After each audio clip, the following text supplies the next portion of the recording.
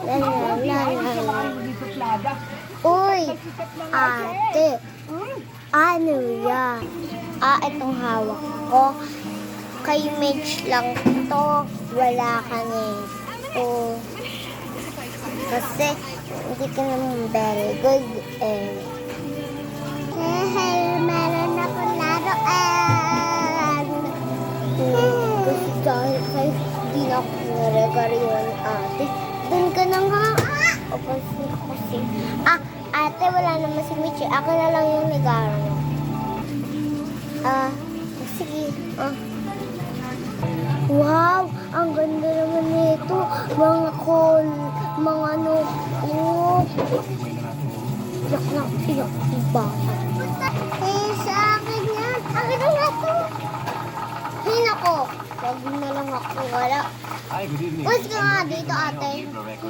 This is our General Manager, Mr. Villacorta. Hi, girls. Come on. Ha? Ano nagsasabihin yan? Sa Manila. Iwan kapatid niya. Nagkapan daw kayo. Ikaw lang yung kapatid mo. Bilis. Ikaw, dahil sa hindi ako nag-favorite si ate. Ba't ka na nga? Ay, naku. Dito ka. Bakit bunso? Iyak. Iyak ko, ate. Sinong ate? Ate Madi. Tara na nga, kausapin natin yung ate Madi.